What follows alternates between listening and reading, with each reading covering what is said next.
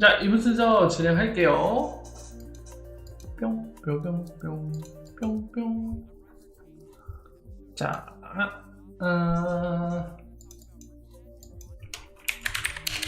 근데 워낙 아까부터 방송을 하고 있어서 사실 이미 여러분들 하고 싶으신 말씀은 다 하시지 않았을까 이런 생각이 들 정도인데 뭐 어쨌든 말씀해 주시죠.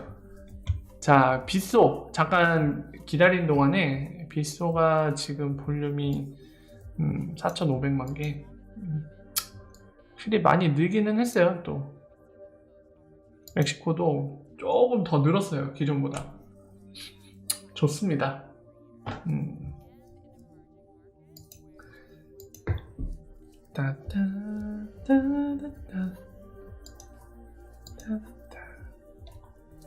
몰랐어.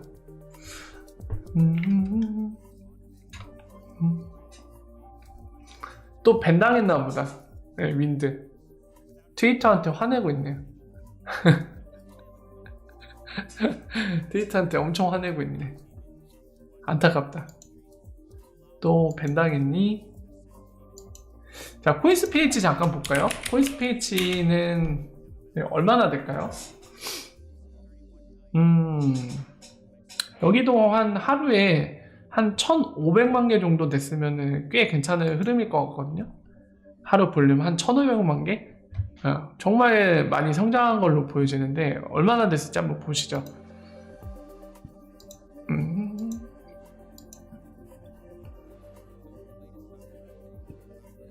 봅시다.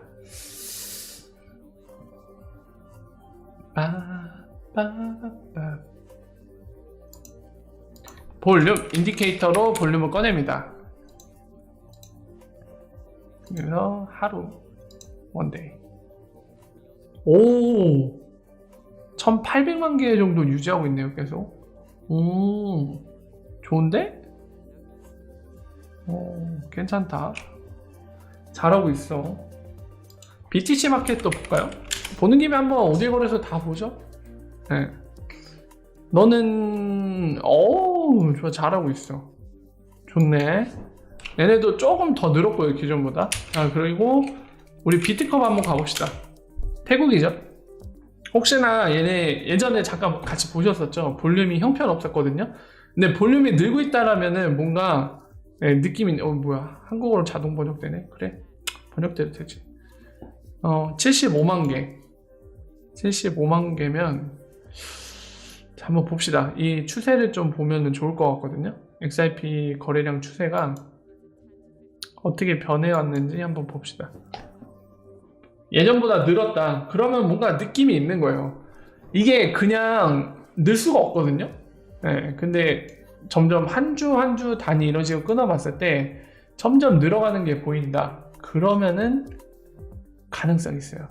ODA를 조금씩 뭔가 테스트 해본다거나, 이때가 한 100만 개 그리고 이때가 200만 개. 여기는 워낙 가격 변화가 심했던 시기라 많이 튀었을 거예요. 400만 개 정도. 오늘날에는 한 100만 개. 근데 2020년 초반보다는 늘었어요, 확실히. 2020년 초반과 작년 말에는 하루에 뭐 20만 개, 30만 개, 14만 개 막 이랬거든요. 근데 지금은 90만 개, 100만 개 정도 유지하고 있죠. 조금 늘었어요, 확실히. 근데 되게 괄목할 만한 성장을 이루고는 있지 못합니다, 확실히. 아직 ODA를 안 쓰고 있으니까 그런 거겠죠. 안 쓰고 있다라고 보는 게 좋을 것 같아요. 테스트는 하고 있을지언정 혹시 그게 사실일지라도 어차피 테스트일 뿐이지 본격적으로 쓰는 건 아니니까 아직 의미를 갖는 그런 변화는 아니라고 보여집니다. 자, 그리고 보는 김에 우리 여러분들 그 변화 추이에 대해 잠깐 보여드리고 싶은데요. 보시면은 이 리프사 공식 홈페이지에도 여기 리프사에 등록을 해놓은 암호화폐 거래소들의 그런 거래량이나 이런 것들을 표기를 해주거든요. 그거 한번 잠깐 보시죠. 저도 보고 좀 깜짝 놀랐는데 여러분들도 한번 봐보세요. 이미 보신 분도 계시겠지만 안 보신 분도 계시겠죠. 그래서 그런 분들 위해 잠깐 보여드릴게요.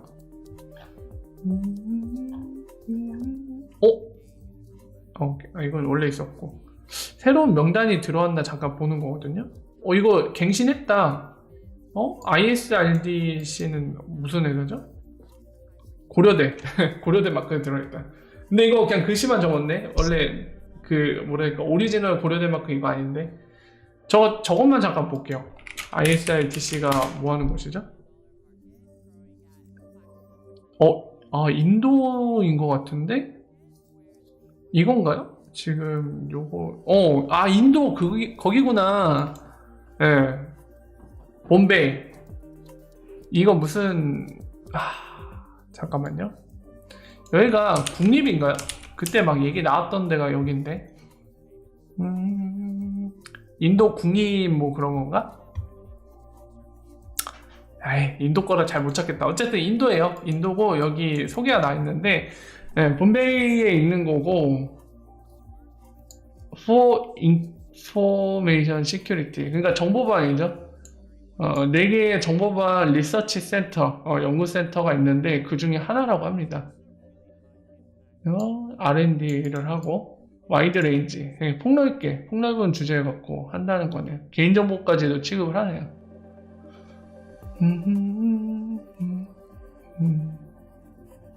아무튼 그렇습니다. 자, 이거보다는 사실 보여드리는 거 마저 보여드릴게요. 여기 가면요, 이제 여기에 등록되는 거래소들의 볼륨을 비교해 볼 수 있거든요. 와, 비트스탬프가 제꼈다. 바이낸스 드디어. 여러분, 비트스탬프가 바이낸스 제꼈어요. 거래량에서. XRP 거래량에서 바이낸스 밀어버렸어. 이거 ODA 시작되기 전에는 상상도 할 수 없던 일이었거든요. 야, 비트스탬프가 밀었어. 바이낸스를 거래량에서. 진짜 어메이징하다. 네, 옛날에 비트스탬프 저 아래에 있었어요. ODL 쓰기 전에. 그냥 ODL 쓰니까 확 밀치고 올라왔네. 다 밀어버렸네. 근데 빗소도 4.6%. 네, ODL 써갖고 많이 올라왔죠 지금. 야, 비트루가 17.5%야? 말도 안 돼.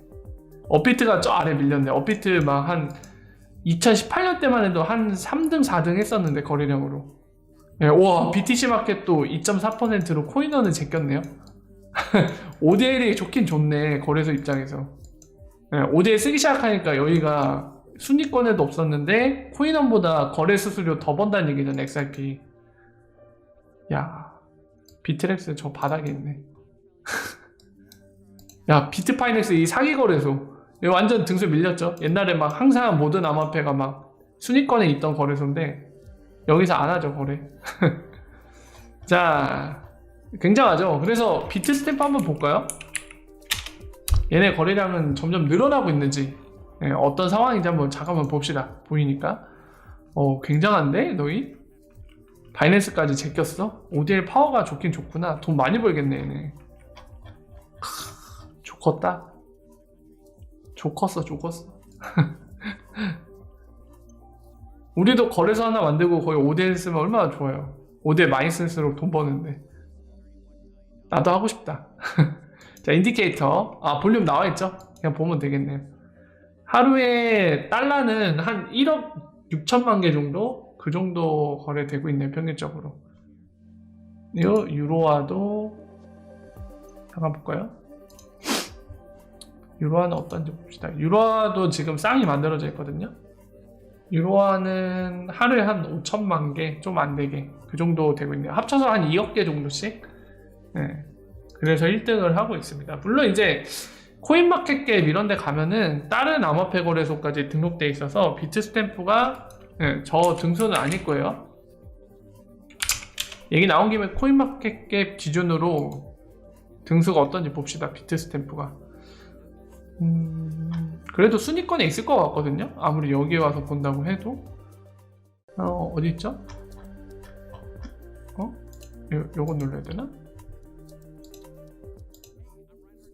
리포트로 그냥 조정하지 말고 보고 된 걸로. 야, 얘네들 거래량 봐라. 믿을만한 건가? 처음 보는 거래소야. MXC? 뭔데 너는? 난생 처음 보는 건데? 야, 비트스탬프 22등이네. 물론 이제 달러 것만 취급을 해서 이 등수인데, 야, 이거 난생 처음 보는 거래소인데 이만큼 거래가 되고 있대요, 이 안에서.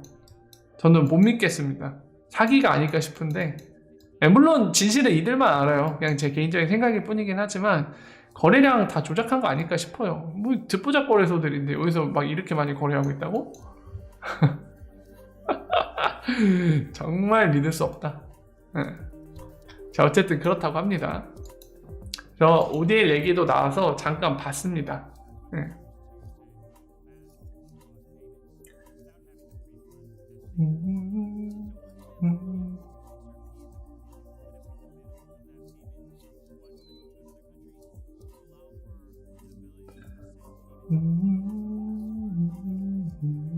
김보사님이 제가 설명하는 사이에 길게 얘기를 주셨네요. 같이 볼까요?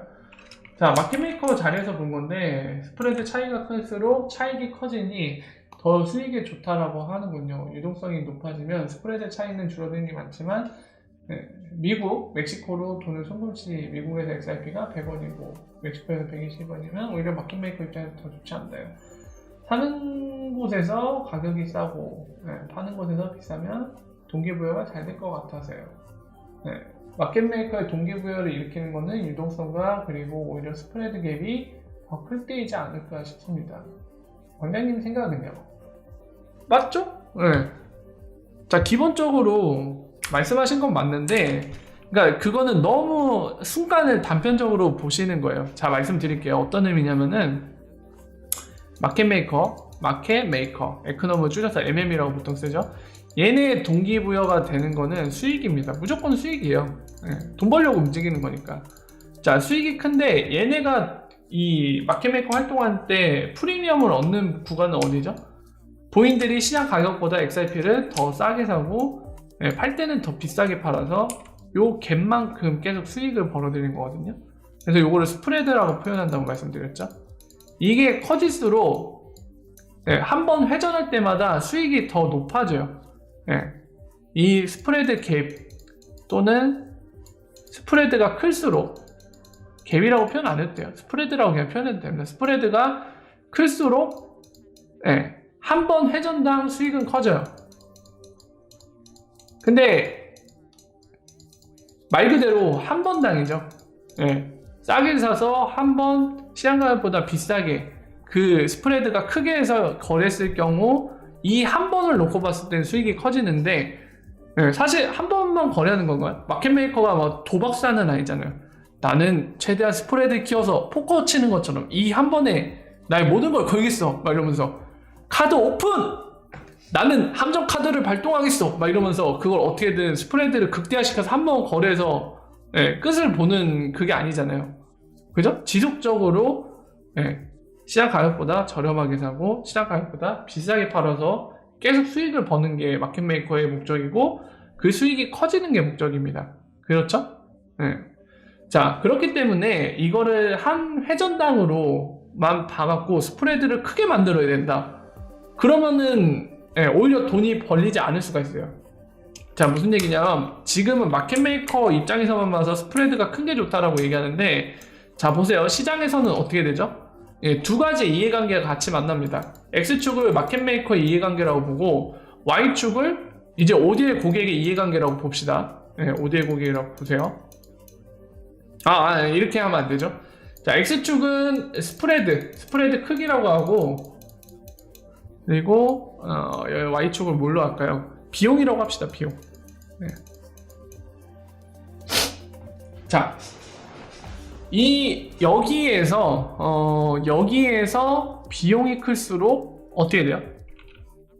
비용이 클수록 이거 Y축을 비용으로 보면 안 되겠네. 잠깐만요. 뭘로 보는 게 적절할까요? 좀 생각을 해봐야 되는데 뭐가 좋을까? 이거는 그거로 합시다. 선호라고 합시다. 선호. 자, 스프레드가 크면은 빨간색은 마켓메이커의 곡선이라고 할게요. 스프레드가 커짐에 따라 어떻게 돼요? 이렇게 되잖아요. 마켓메이커 같은 경우는 스프레드가 커질수록 더 좋아하니까 이 스프레드 비용이 커질수록 이렇게 좋아하는 식으로 가겠죠. 그죠? 근데 반대로 생각해보세요. 파란색으로 ODL 고객이라고 보면은 얘네의 트렌드는 어때요? 반대잖아요. 그죠? 반대죠. 얘네는 스프레드가 작을수록 선호를 해요. 본인이 더 저렴하게 송금을 할 수 있으니까. 그렇죠? 네, 그러면 이게 본인들 양쪽 이해관계자가 만나는 지점은 어딘가요? 이쯤에서 수렴을 할 거예요. 그러니까 설사 지금 여러 가지 이유 때문에 시장이 스프레드가 여기에 있어요. 근데 사실 마켓메이커는 그래서 좋아요. 근데 지금 괴리감이 생기죠. 이 시장에서 시장에 뭐 여러 가지 사유들 때문에 스프레드가 이만큼 커져 있긴 한데 사실 지금 ODS는 입장에서 이렇단 말이에요. 이럴 경우에 어떻게 되죠? 이 갭은 어떻게 됩니까? 예, 이동을 하겠죠. 이렇게 이동을 하든지 이렇게 이동하는 경우는 뭔가요? 이렇게 이동하는 경우 마켓메이커들 경쟁이 심해질 때 예, 결국에 양쪽의 이해관계가 적절히 타협되는 지점으로 올 거란 말이에요. 결국에 경쟁이 심해질수록 그죠? 아니면은 시장의 그런 절대적인 변화 때문에 곡선이 좀 우측으로 이동하든지 왼쪽으로 이동을 할 수도 있겠죠. 지금 같은 경우는 요 모델 고객들이 만약에 우측으로 이동을 해버려요. 고객 이 자체가 그래프 자체가 시장의 변화라든가 경제 문제 때문에 그러면은 마켓메이커가 원하는 스프레드 유지할 수 있는데 그게 아니라고 하면은 결국에 마켓메이커들이 수익을 벌려고 경쟁을 하게 되고 그러면 결국에 이 시장의 참여자들의 이해관계가 서로 맞닿는 그 지점 서로가 어느 정도 만족할 수 있는 그 지점에서 스프레드가 형성이 되겠죠.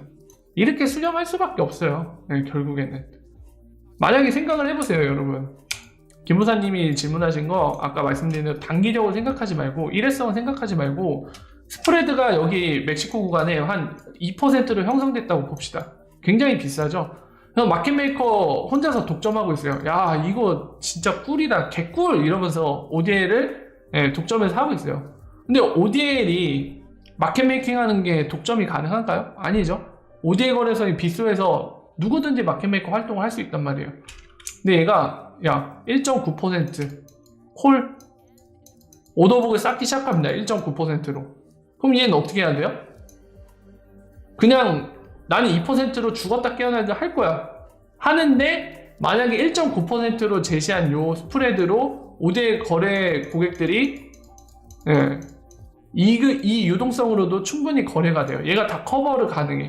그러면 얘는 100나 2% 스프레드에서 오더북을 쌓아봤자 본인 거 써주질 않는단 말이에요. 도태돼 버려요 결국에. 그러면 선택 뭐 해야 돼요? 자기도 1.9% 하든지 더 낮추든지 그렇게 되겠죠. 그래서 얘가 안 되겠다 1.9% 우리도 낮추자. 그래서 같은 경쟁력 가격 경쟁력으로 경쟁을 시도합니다. 했는데 얘가 만약에 어쭈구리 따라왔어? 우리는 1.8% 할 여력이 있어. 그럼 내려가겠죠. 그럼 얘는 또 선택을 해야죠. 나도 낮추든지 아니면 다이를 하든지 당연한 순리죠. 그죠? 이런 식으로 하다 보면은 결국에 얘네들 마켓메이커 입장에서 마지노선이 있을 거란 말이에요.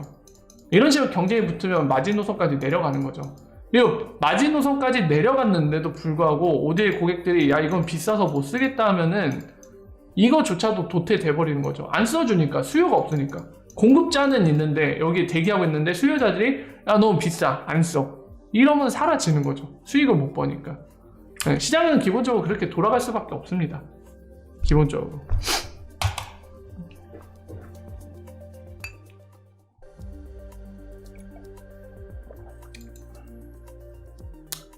그러니까 결국에는 제가 말씀을 드릴게요. 지금 고려해볼 게 뭐 있냐면은 자 보세요.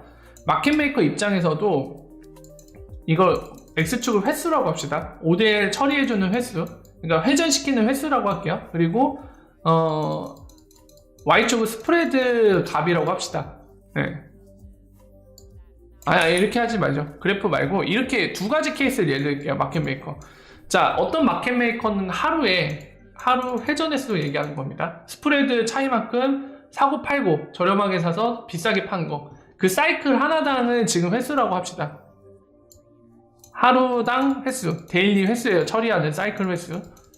1번은 100번 처리했어요. 100번 싸게 사서 100번 비싸게 팔았어요. 특정 스프레드 값만큼.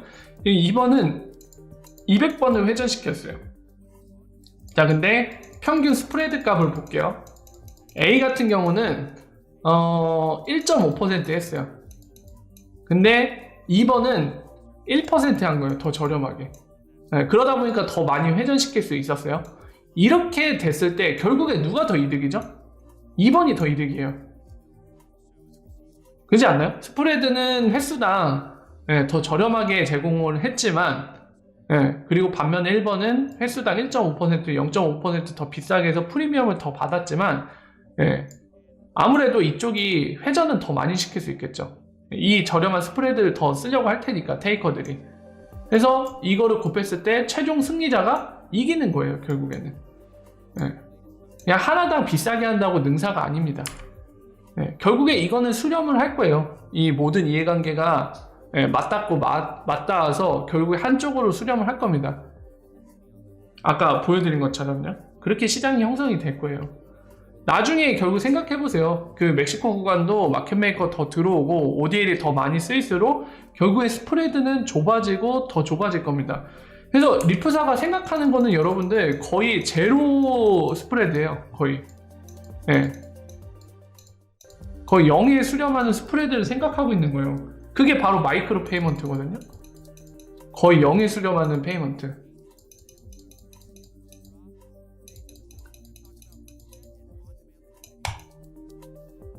그러면 여러분들 또 생각할 만한 게 그거였죠. 야, 지금의 수수료가 막 한 1% 하는 경우도 있고 그런 것 같은데 0%에 수렴해버리면 뭘로 벌어먹고 사냐? 물론 0은 아닙니다. 말 그대로 0은 아니지만 점점 작아진다는 거잖아요. 그러면 지금보다 수수료가 너무 낮아지니까 은행들이 싫어하는 거 아니냐 하는데 그만큼 양이 늘어난다는 거죠. 시장의 규모 자체가 점점 늘어난다는 거죠.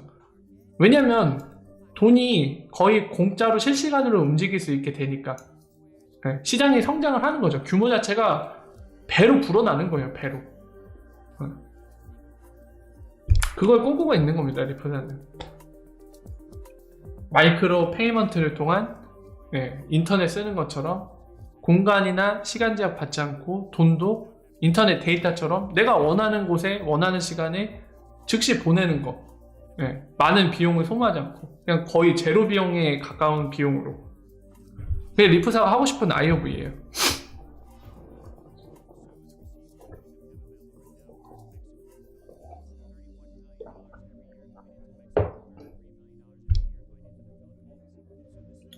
아니요, 스프레드로 받는 거죠. 그러니까 아직 그 ODL 구조를 이해 못하고 계신 것 같은데요.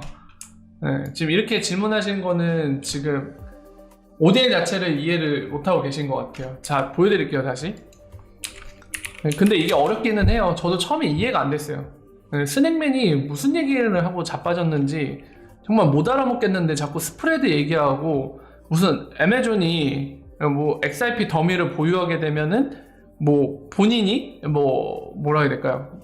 미국 달러를 갖고 있으면 시장보다 더 저렴한 가격에 사고 그리고 그 더미를 보유하고 있다가 저렴하게 산 더미를 보유하고 있다가 그거를 어느 나라의 법정화폐에도 바꿀 수 있다 저렴하게 막 이 얘기하는데 저도 초반에 미치는 줄 알았어요. 아니 이해가 안 되는 거예요. 아니 이 친구가 도대체 무슨 얘기를 하고 있는 건가? 나만 이해 안 되는 거야? 막 이러면서 되게 머리를 감싸면서 힘들어했던 적이 있는데 이해되고 나서는 이제 알겠더라고요. 무슨 얘기를 하는지. 그래서 설명을 드릴게요. 저도 굉장히 애먹었는데 아 왜 자꾸 404 에러 떠? 안 되겠구만. 빗소 말고 다른 데 가죠. 업비트 갈까요? 아 여기는 좀 가시적이지 않네. 빗소가 제일 가시적인데 옆으로 그려놔서. 아 이거 보죠 그냥. 봅시다. 아니 비트 스탬프 봅시다. 비트 스탬프.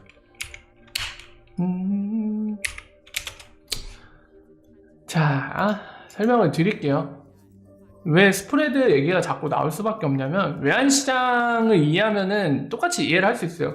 만약 XRP의 ODL이 이해가 안 되면 외환시장을 이해하셔도 됩니다. 외환시장의 스프레드 이런 것도 이해하시면 되는데 뭐 똑같으니까요. 결국에 그 매개체만 다른 거예요.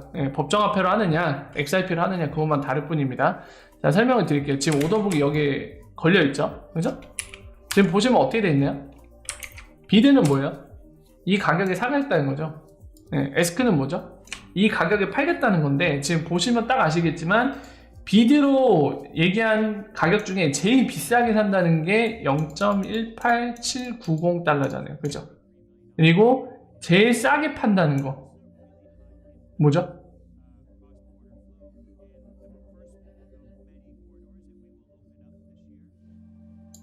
0.188 07 요거잖아요. 그죠? 근데 이거를 테이커 입장과 마켓 메이커 입장을 잘 구분하셔야 됩니다. 이게 입술에 뭐가 묻은 것 같은데 잠깐만요. 지금 요거를 그래프화 시킨 게 요 부분이에요. 보이시죠? 요 부분. 그래서 XRP를 시장 가격보다 싸게 산다고 오더북에 걸어놓은 게 320만 달러 정도 되고, 반대로 XRP를 시장 가격보다 비싸게 팔겠다고 얘기하는 게 다 마켓메이커의 그런 조건 제시인 거예요. 그게 4,100만 개 정도 되네요. 그죠? 자, 이렇게 했을 때 우리가 거래를 하려면 기본적으로 두 개의 요소가 다 있어야 되죠.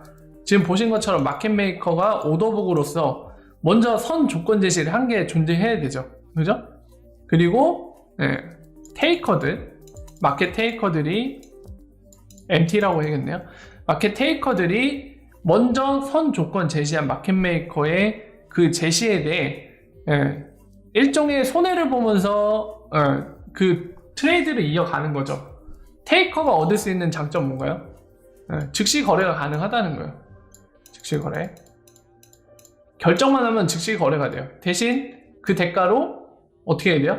시장 가격보다 비싸게 또는 시장 가격보다 저렴하게 사야 되잖아요. 시장 가격보다 비싸게 사고 시장 가격보다 저렴하게 팔아야 되는 거죠. 말을 잘못했어요. 그죠? 반면에 마켓메이커 단점은 뭐예요? 즉시 거래 불가해요. 자기는 기다려야 돼요. 수동적이에요. 그죠? 대신에 시장 가격보다 비싸게 팔고, 그죠? 시장 가격보다 저렴하게 사고, 이게 가능한 거잖아요. 서로 간에 이거를 트레이드 오프하는 관계잖아요. 그죠? 이 둘이 존재해야만, 그리고 이 둘이 서로 오케이, 마켓메이커 네가 제시한 조건에 나는 오케이 거래를 하겠어. 그러니까 가령 예를 들면은 보세요.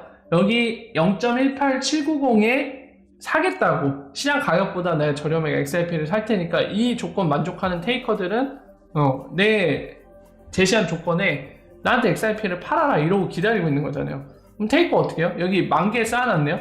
그럼 가갖고 10,000개 네가 말한 조건 오케이. 그러면 얘가 10,000개를 얘한테 주고 걔랑 단가 계산을 0.18790달러 해갖고 테이커한테 넘기는 거죠. 이게 거래가 일어난 거예요. 그러니까 여러분들이 거래소 쓸 때 어떻게 하세요? 여러분들도 두 개 다 가능하죠. 시장 가격보다 나 비싸게 팔고 싶어 XRP. 그럼 어떻게 해요? 마켓메이커처럼 똑같이 걸어 놓잖아요. 그냥 누가 사가줘 제발 이러면서. 근데 나는 지금 당장 거래해야 되겠어. 기다렸다가는 지금 내가 좀 손해보더라도 지금 당장 거래를 해서 XRP를 보유할 거야. 그럼 어떻게 하면 돼요? 시장 가격보다 비싸게 사면 돼요. 그 거래 조건을 제공하는 게 마켓 메이커인 거죠. 그죠? 이런 구조로 되어 있습니다. 기본적으로. 그걸 잘 이해하셔야 돼요. 기본 구조니까. 자, 이런 구조로 되어 있는데 지금 ODA 자체가 이런 암호화폐 거래소를 통해서, 어차피 암호화폐 거래소라는 말도 의미가 없어요. 암호화폐를 취급할 뿐이지 그냥 우리가 흔히 거래소라고 얘기하는 거랑 똑같습니다. 주식 거래소도 이렇게 돼 있잖아요. 주식 거래소도 마켓 메이커와 테이커가 있잖아요. 똑같이 돼 있죠. 매개체만 다르고. 그게 XRP냐? 그게 주식이냐? 또는 외환시장 같은 경우는 그게 법정화폐냐? 이 차이일 뿐이지 이 마켓 메이커와 테이커로 이루어지는 이 형성 똑같아요. 모든 구조가.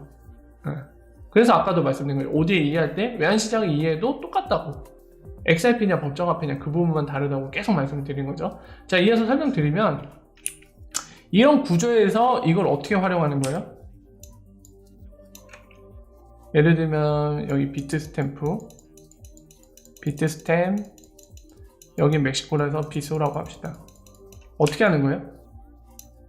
이거 잘 이해하셔야 돼요. 이해 못하면은 리프사가 지금 하려는 게 이해가 안 되고, ODL의 효율이 어디서 나오는지, ODL의 장점이 뭐고 ODL의 단점이 뭔지 이런 거 파악이 전혀 불능입니다. 그리고 리프사가 포텐셜로 터뜨리고자 하는 거, 그게 어떤 수요가 도대체 발생하는 건지 절대로 이해할 수 없어요. 이거 반드시 이해를 해야 그게 이해가 가능할 거예요. 중요하다고 말씀드립니다. 그거 이해하고 싶으면 이거 이해해야 돼요. 반드시. 자, 비트스탬프 만약에 US 달러에서 멕시코 페소로 가는 거다. 그 케이스에 ODL 쓰는 그 흐름이에요. 비트스탬프에서 어떻게 해요? 여기서 파란색을 쓸까요? 주황색으로 쓸게요. 눈에 잘 보이게. 어떻게 합니까? 달러로 XRP 교환을 하죠. 근데 어떻게 교환합니까? 마켓메이커가 시장 가격보다 어떻게 비싸게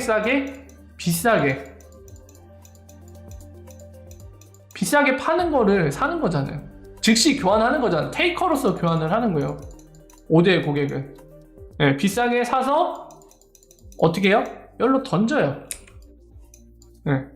던지는데 3초면 되겠죠. 왜죠? 비트스탬프가 가진 XRP 계정과 비소가 가진 XRP 계정 사이에 페이먼트, 트랜잭션으로 이동하는 거잖아요. 블록체인 위에서 이동이죠. 블록체인에 있는 계정끼리 이동이기 때문에 여기서 3초인 거예요.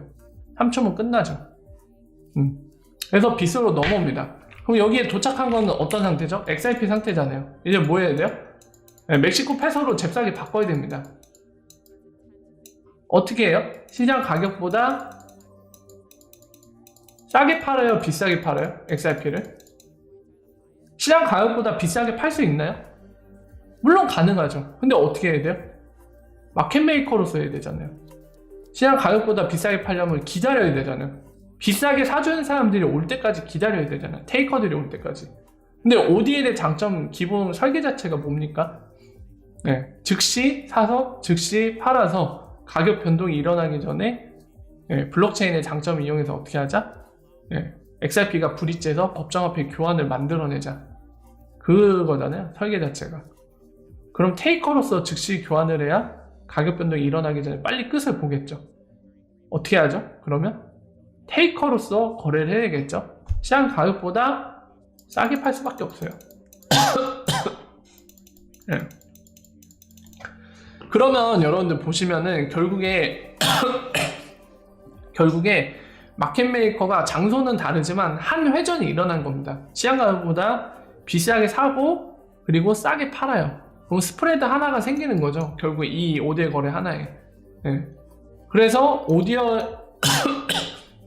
ODL의 효율은 어디에 기인한다? 스프레드. XRP와 법정화폐 싹 만들어진 거 스프레드에 기인을 하는 거예요. 기본 자체가.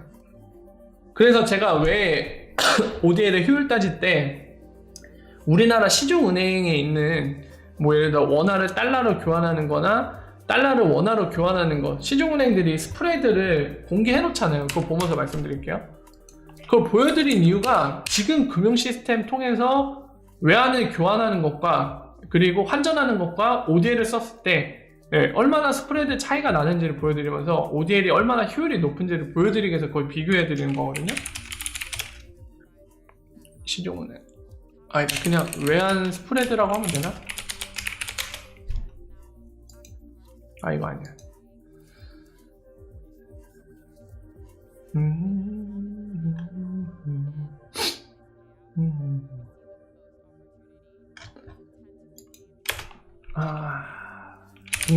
국민은행?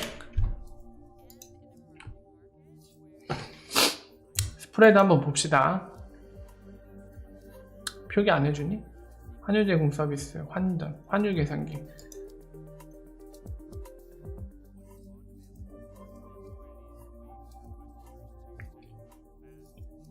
뭐야? 얘는 스프레드 표기를 안 해주네요. 그냥 스프레드를 보여줘도 되는데 우리는 스프레드 보기 힘드네. 하나은행 볼까요? 하나은행이 그때 막 하나은행이 스프레드를 막 표현했던 것 같거든요.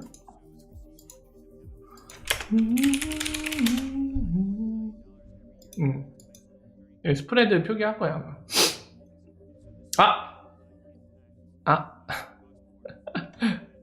했네. 깜짝이야. 여기 그죠? 4월 10일 거 지금 스프레드 표현하고 있죠. 이 스프레드가 그거예요. 결국에 아까 보신 거 보세요. 1.75% 보이시나요? 굉장하죠. 송금할 때는 1224원에서 1270원. 저 스프레드 표기가 안 돼 있죠? 제가 계산하면 돼요. 현금을 통해서 할 때는 좀 스프레드 많이 매깁니다. 비싼데 이 전신 매매, 그러니까 그 전자 송금할 때는 조금 적게 먹혀요. 그 계산해 보면 그 스프레드 값이 나오거든요. 1241에 4원, 4.3원, 나누기 1200.7원. 네, 스프레드는 한 1.9% 비싸네. 뭐 이렇게 비싸? 이거보다 더 비싸게 먹였는데? 장난해? 비싼데요, 스프레드? 야, 뭐 거의 2% 가까이 되잖아. 뭐 잠깐만, 내 계산을 잘못했나?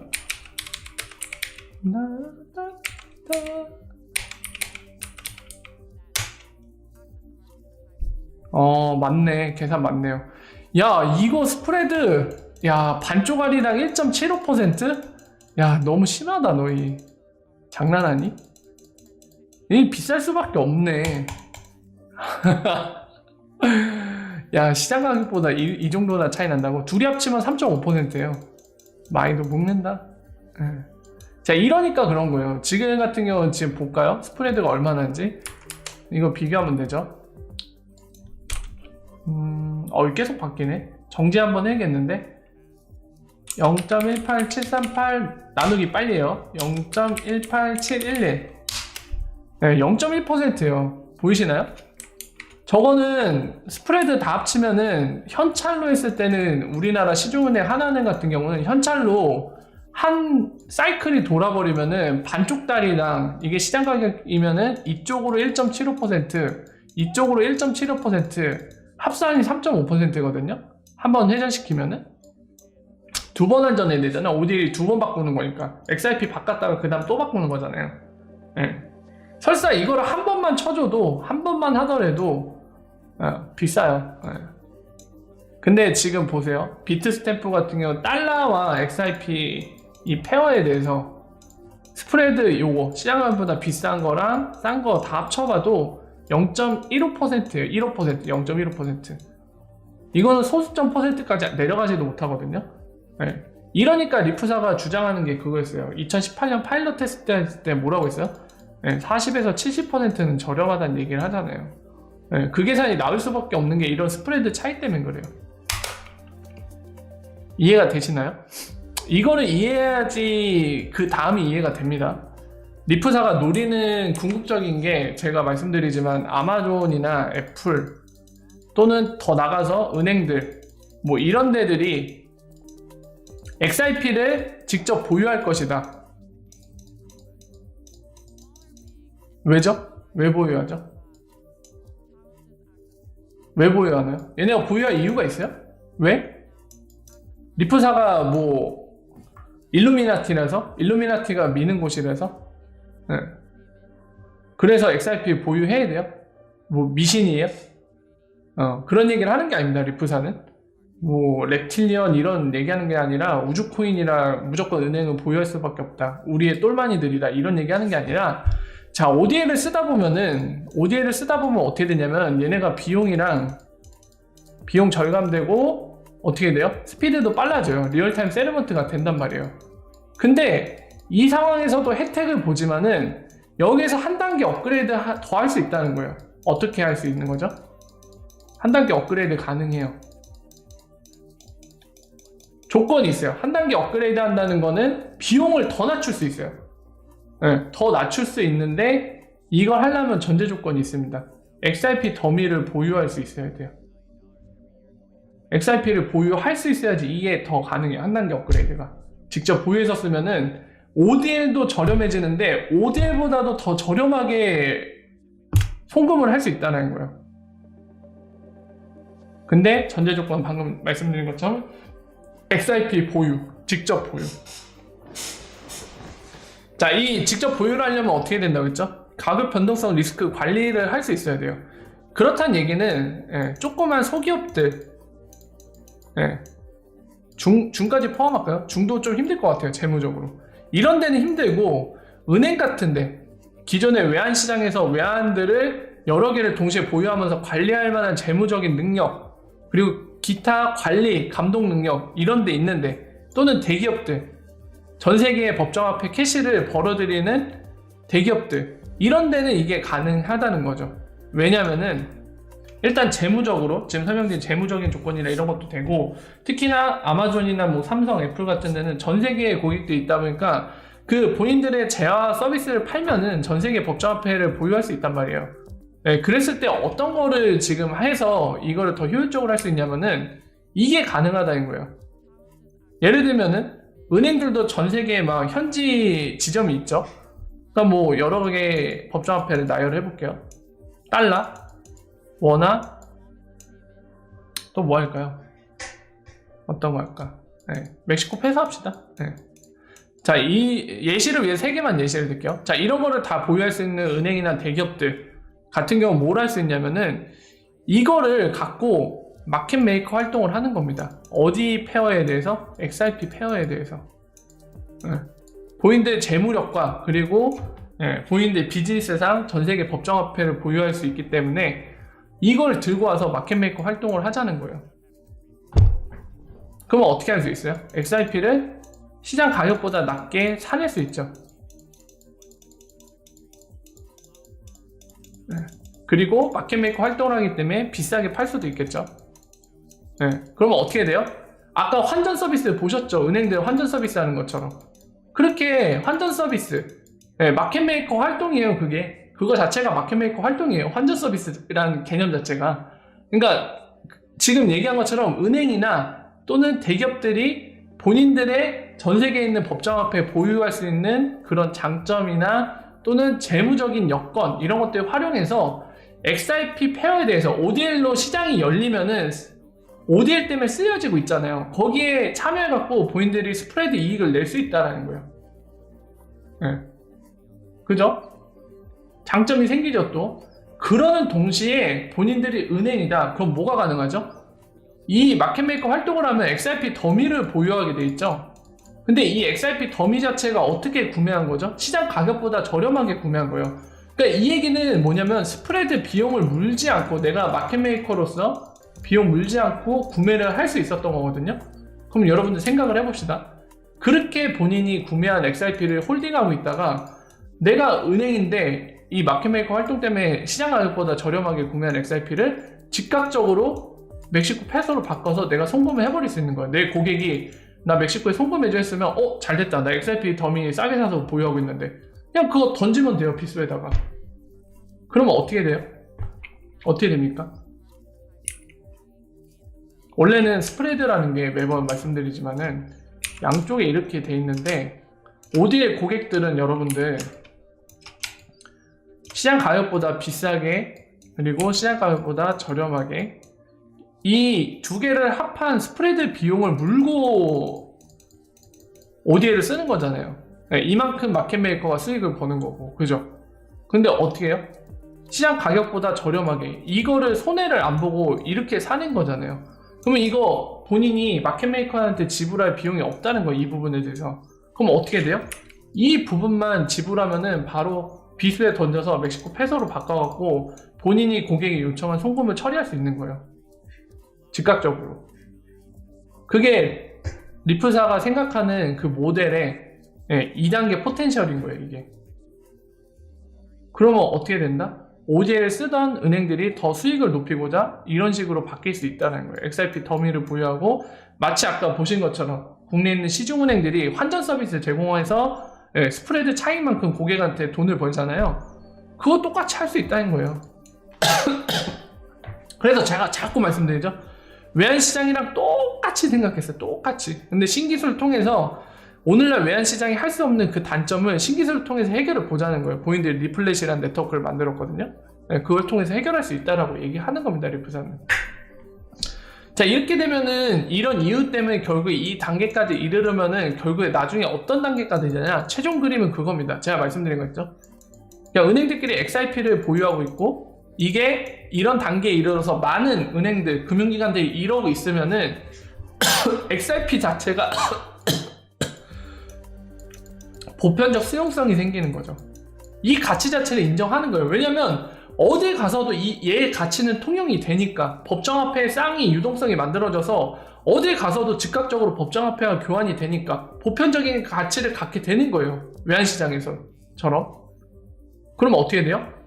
굳이 교환 안 하고 서로 다른 나라에 있는 은행들끼리 금융기관끼리는 뭐를 할 수 있다? 그냥 XRP 주고받아서 본인들의 가치를 전달할 수 있는 거예요. 굳이 법정화폐로 바꾸지 않고. 적어도 금융기관끼리는 그걸 할 수 있겠죠. 야, 이거 XRP 지금 내가 10,000,000달러치를 보낼 건데 그만한 XRP 지금 1XRP가 10,000,000달러네? 그러면은 나 1XRP만 보내면 너한테 10,000,000달러 보낸 거나 다름없잖아. 그지? 너희 나라 지금 뭐 쓰니 법정화폐? 원화 쓰는데? 야, 그러면 너희 나라 이거 원화 지금 1XRP를 즉각적으로 교환할 수 있는 그만한 유동성이 되니? 충분히 있는데? 그래? 그럼 나 1XRP 던지면은 이거 인정해줄 거지? 10,000,000달러 보낸 걸로? 얼마든지 오케이 할 수 있겠죠? 더 좋죠? 3초 만에 대금이 오잖아요. 그래? 그럼 1XRP 보내? 내가 10,000,000달러 받은 걸로 인정해줄게. 그래? 3초 만에 이동. 그럼 받은 쪽은 어떻게 해요? 그냥 들고 있어도 되고, 아니면 즉각적으로 원화로 교환해갖고, 야, 10,000,000달러치 받았네? 잘 받았어? 이럴 수 있는 거죠. 리프사가 노린 최종 그림은 이거예요, 이거. 이날까지. 만약에 이런 날이 오면은 대박 성공한 겁니다. 진짜 대박 성공한 거예요, XRP. 리프사가 원하는 최종 그림까지 달성한 거예요. 그냥 XRP로 엮는 모든 세상. XRP가 진짜 이 데이터 패키처럼 어디든 돈을 이동시킬 수 있는 거죠. 그러니까 말 그대로 법정화폐를 뒤에 백엔드에서 완벽하게 서포트하는 거죠. 이겁니다, 이 그림.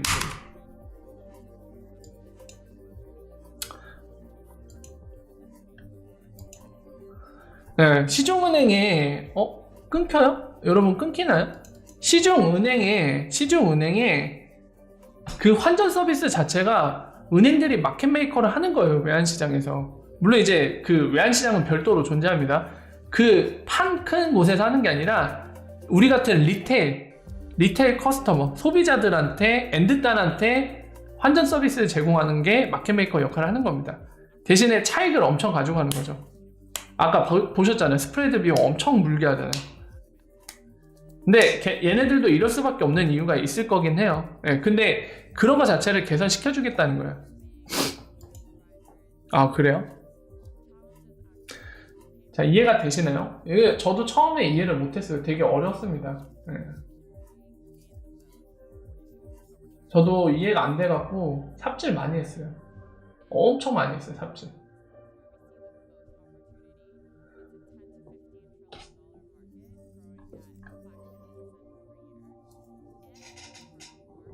중간에 또 어그로분이 오셨네. 유비트. 여기는 지금 유비트란 분은 처음 오시는 것 같은데 처음 봐요, 아이디를. 잘 모르시나 본데 여기는 다들 그렇게 생각 안 해요. 무조건 막 XRP 무조건 성공해서 10,000달러 된다 생각하시는 분 하나도 없을걸요, 여기. 저도 맨날 얘기하고 있고 실패할 수도 있다고. 엄한 데 와서 트집 잡지 말고 그렇게 비판하고 싶은 곳은 여기가 아니고 주소지를 잘못 찾았으니까 거기에 가서 하시면 될 것 같아요.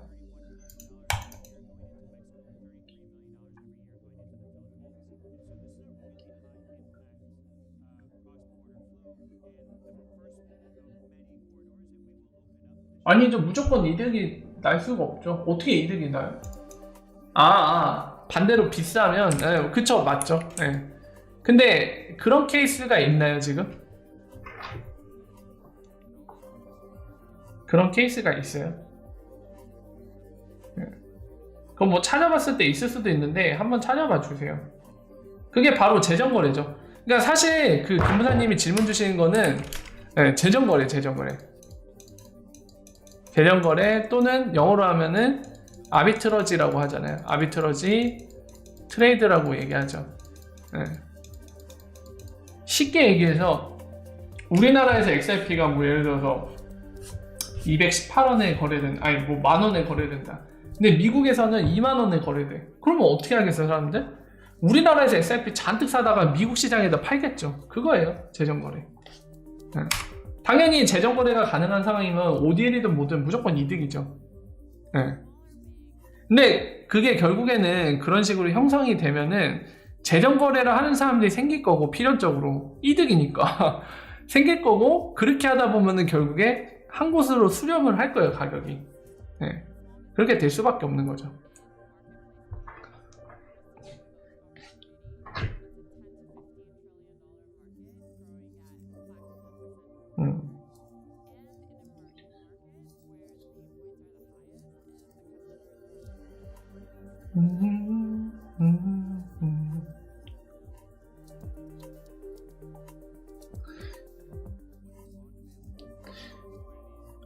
뭐야 이거. 아니 이거 뭐죠? 완전 떡상했네. 리퀴디티 인덱스, 이거 좀 부연 설명 좀 드릴게요. 제가 리퀴디티 인덱스, 네, 여러분들 이거 보시고 막 놀라실 것 같은데 이거 지금 보이세요? 이거? 네, 이거 보이시죠? 뭔가 막 무슨 일이 생긴 것 같잖아요. 갑자기 막 혼자 혹 튀어나오듯이 훅 하고 튀어나왔잖아요. 이런 적이 없었는데, 그죠? 요것도 그렇고 필리핀 구간도 그렇고 다 그러고 있죠 지금. 네, 그래서 야, 뭐 초대박 뭐가 있는 거 아니야? 막 이럴 수가 있나? 막 이런 생각이 드실 수도 있는데, 그런 분들 위해서 이해를 돕기에 제가 몇 가지만 설명을 드릴게요. 여기도 적었네. 여기 써있죠? 네. 이 인덱스 자체가 28일 동안의 트렌드, 무빙 트렌드를 계산해서 표기를 하는 거예요. 그러니까 지금 같은 경우 오늘 거 이렇게 표기되어 있는데, 오늘 데이터 수치로만 이렇게 표기된 게 아니라 여기 써있는 대로 가장 최근 28일 동안의 트렌드 추이를 이제 계산을 해갖고 당일날 거를 표현을 하는 겁니다. 그러니까 오늘로부터 28일 전까지의 데이터들을 이 테이토시 만든 친구가 만든 계산식에 따라서 계산한 후에 그 결과값을 이런 식으로 막대 그래프로 표현하는 거거든요. 그 얘기는 아까 이제 예시를 든 것처럼, 야, 오늘 갑자기 저렇게 볼록 튀어났는데 무슨 일이 있는 거 아니냐 이렇게 생각하실 수도 있잖아요. 지금 계산 방식, 그 원리를 생각하면서 생각을 해보시면은 판단하실 때 도움이 되실 겁니다. 아마 이거를 만든 테이토시한테 질문하면은, 야, 오늘 이거 왜 이래? 왜 그런지 네가 만든 인덱스니까 설명 좀 해줘 이러면은 방금 제가 답변한 내용을 똑같이 얘기할 거예요. 제가 아는 테이토시라면 그 얘기를 할 겁니다. 28일 동안 트렌드 계산하는 거라 이렇게 표기될 수 있다고. 오늘 뭔가 막 특별한 일이 터져서 이렇게 표기되는 건 아니다. 뭐 이런 식의 답변을 할 겁니다.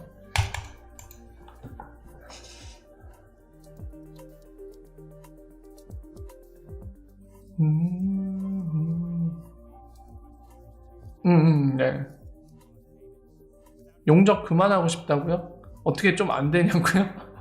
로또 한번 사보시는 게 로또 한번 사보세요.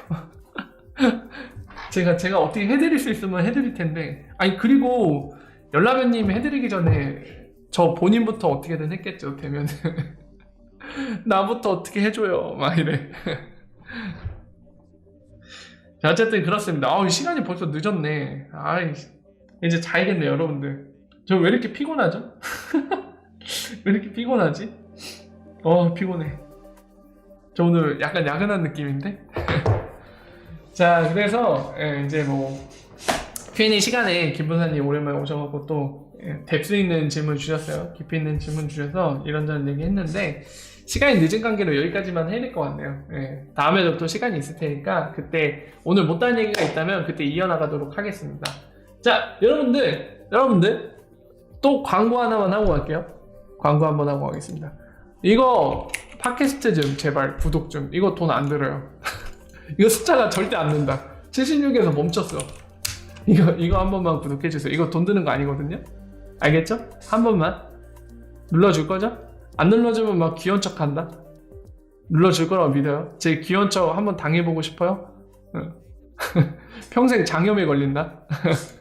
어쨌든 시간 나시면은 이거 구독 한 번만 눌러주세요. 자, 여기까지 해서 마무리 짓고요. 주말 잘 보내시길 바라고, 주말 끝난 뒤에 여러분들 다시 만나서 또 최근에 있었던 소식들, 그리고 여러 가지 얘기를 나눠보도록 하겠습니다. 주말 건강하게 즐겁게 보내시고요. 주말 끝난 뒤에 또 인사드리도록 하겠습니다. 오늘 여기까지고요. 여기까지 팩토리입니다. 인사드리고 물러갈게요. 주말 끝난 뒤에 보겠습니다. 뭘 봐.